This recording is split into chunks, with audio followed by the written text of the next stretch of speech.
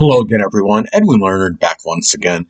In this YouTube segment, I'm going to be making my YouTube NFL predictions segment. I'm going to be giving you my 2025 Week 8 NFL predictions. It's been a little bit of a hiatus for me, and if I'm saying that right, I haven't done these in some time, but I am back at least for now. I just decided to make some predictions. I just felt like doing it, and I'm kind of getting in the groove now in the NFL season. So I'm going to start off talking about, the Chargers at home versus the Minnesota Vikings. Well, this game, I could see really going either way. The Chargers, they started off very strong this season. I don't know what's happened to them. They faltered in recent weeks.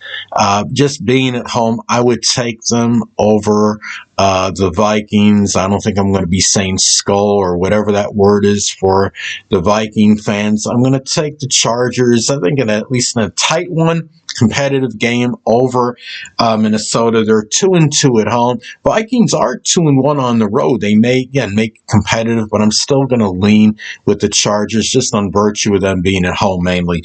Now the next game, I'm going to take the Atlanta Falcons at home over Miami. I mean, this one really doesn't require, much analysis or contemplation or what have you. The Falcons are 2-1 at home. Miami, they've lost 3 in a row. They're losing virtually everybody. Miami right now, the coach, I'm sure, is on the hot seat, McDaniel, or I don't know if I'm saying his name right, McDaniels or McDaniel. And right now, it just doesn't look very good for the Dolphins. It's like the mighty have fallen. It seems like it was just a relatively short time ago when the Dolphins were actually competitive and they played, they were right, not far behind the Bills in terms of their caliber in that division. But right now, Miami is in a free fall. They are just in disarray. And I don't know, I think if McDaniel or McDaniels, whatever the coach's name is, I forget exactly again what it is. But if they lose, if he's not already fired before this game, after this game, I could see it happening because I don't really see Miami winning this one. I'll take Atlanta at home. Also, Atlanta's number 1 in pass defense. Miami is like number 27 in passing offense. They're going to have a terrible time moving that ball down the field. The passing against that Atlanta defense. That passing D may be unheralded, and it is again number 1 pass defense in the NFL.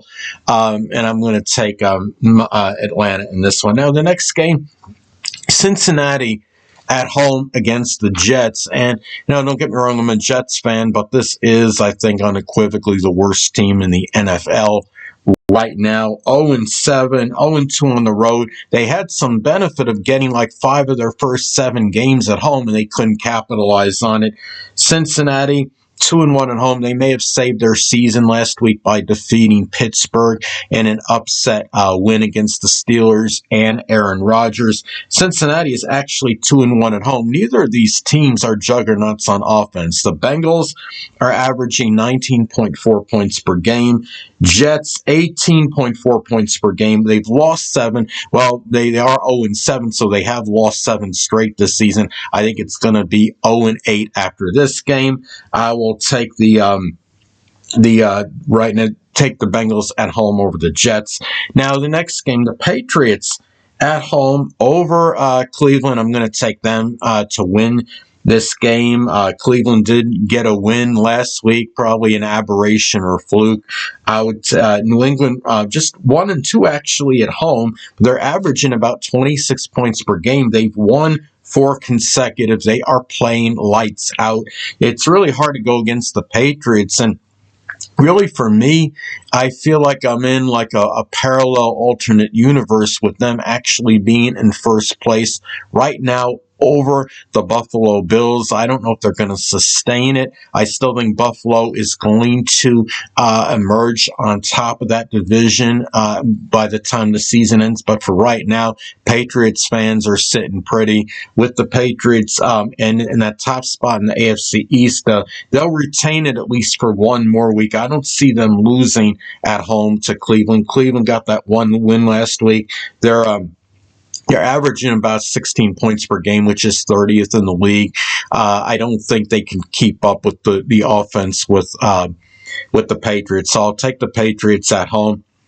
Now, the next game, I'm going to take the Eagles at home to defeat the New York Giants. The Giants seemed like they were a resurgent team, and then, they had that game looked like in hand last week that would have pulled off a pretty big upset against one of the best defenses in the league with the Denver Broncos, but they faltered at the end. They gave up 33 points in that fourth quarter to Denver. It was unbelievable. It was a phenomenal comeback for the Denver Broncos. Philadelphia, this is a revenge game for them. I don't think they're going to lose 2 out of 2 to the G-men this season. The Giants may make it close because they are playing with more competitive zeal. It seems like, with Jackson Dart and, Scatabo, whatever the running back for the Giants, they are a good 1-2 tandem. They've really seemed to revive and rejuvenate this team, and they seem to be playing with more fire and passion now. And they may make it close, but Philadelphia at home, I don't see them losing 2 out of 2 to the Giants. So we'll take the Eagles at home. Now, the next game, going to Buffalo. We were just talking about them a little bit ago. Buffalo, it's hard for me to envision them losing 3 straight games this season. They've already lost 2 in a row. They've dropped to 4-2 on the season. They may be getting some people healthy now.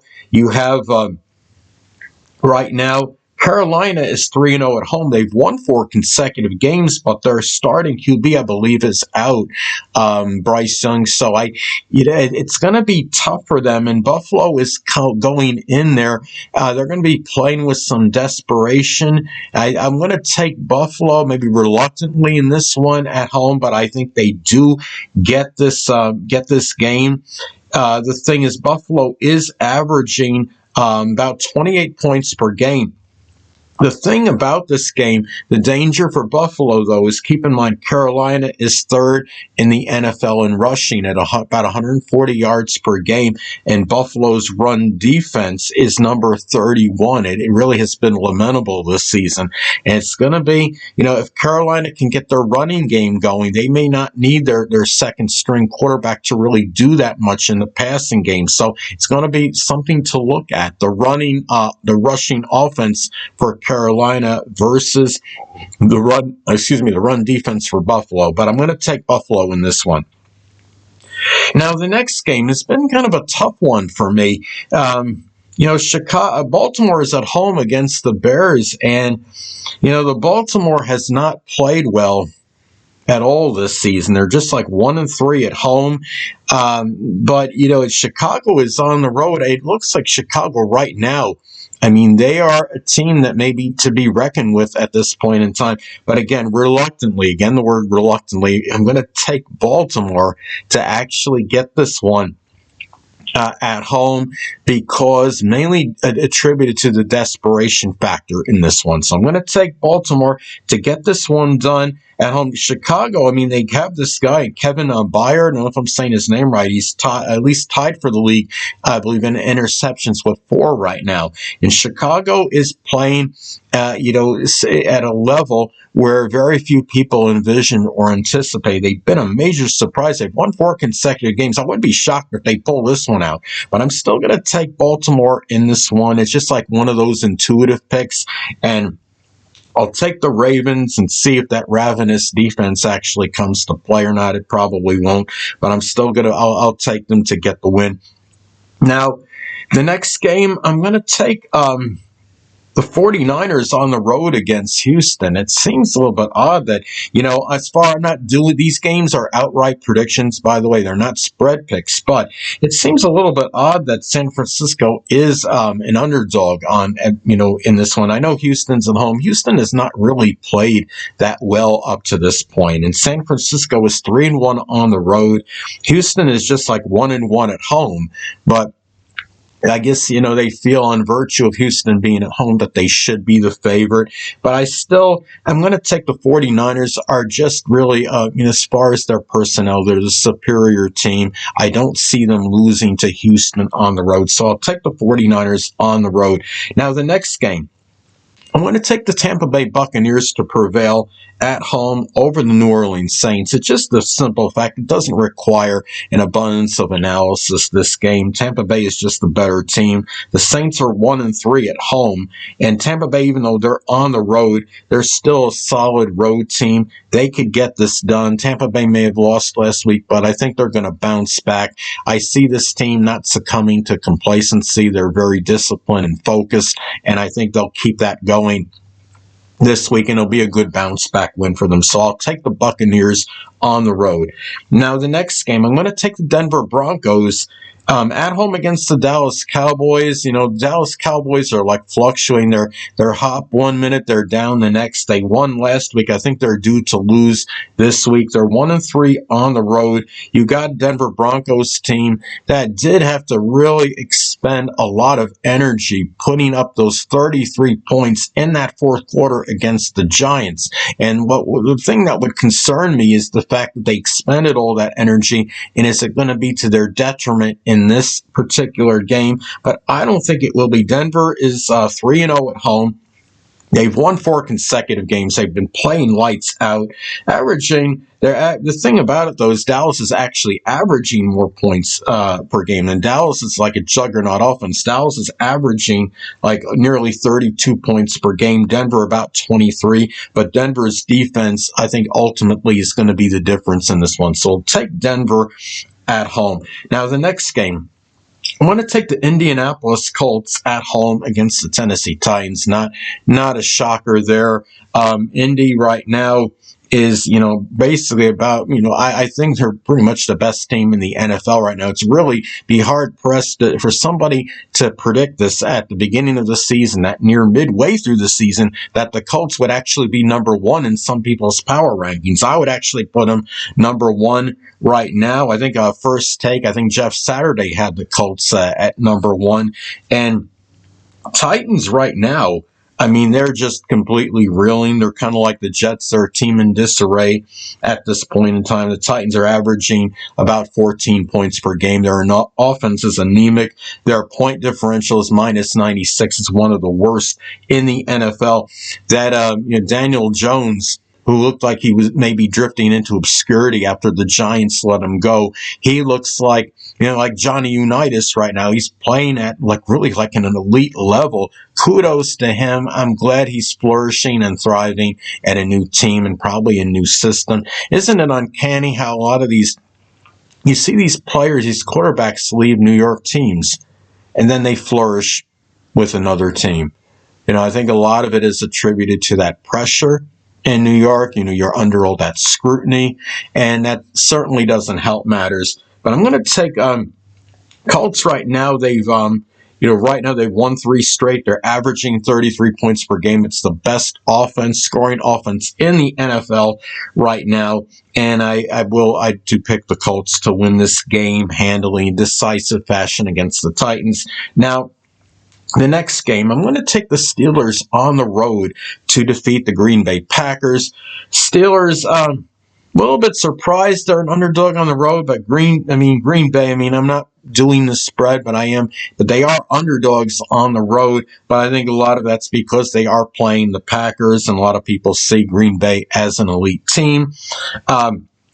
Pittsburgh is 2-1 at home this season. They lost a tight game to the Bengals. They had to go on the road. It was a short week. I don't see them losing 2 straight. I think being at home, they're going to feel a little more comfortable. They'll be in their friendly confines of Pittsburgh. And Green Bay, it's going to be a tight game because you have 2 very good teams going against each other. Green Bay is actually 1-1 on the road. Pittsburgh, again, 2-1 at home. I think Aaron Rodgers and company bounce back and they get the W. So I'll take the Steelers at home. Now, last but not least, Kansas City. I'm going to take them at home against the Washington Commanders. Not much of a shocker there. Washington, last season, they really were like one of the upper echelon teams, and were playing at elite level, especially down the stretch. They had a very good, they looked like a team that could like maybe challenge to come out of the NFC this season, but it doesn't look like that's going to pan out this way. Kansas City is getting into their groove and rhythm. They're starting to gain some momentum. They're beginning to look again like that team, at least resembling that team that we've seen in recent years, that perennial contender for the Super Bowl. And Kansas City 3-1 at home. They're actually, what's unheralded and underrated is their defense. Kansas City is third in scoring defense, and they have been up there for some years. That guy is Spagnuolo, I think he's the defensive coordinator for Kansas City. We don't really give him, I don't think, enough praise and accolades. We're always thinking about Mahomes and Kelsey and the offense of the Chiefs, but we don't really always look at the defense of the Chiefs. And the Chiefs' defense has really helped keep them competitive in recent years and has helped enable them to be a perennial contender for the Super Bowl. But I'm going to take the Chiefs to get this done at home, I think in decisive fashion, actually, against the Washington Commanders. So anyway, people, that'll conclude this YouTube NFL prediction segment. And until next time, Edwin Learnard saying, stay well.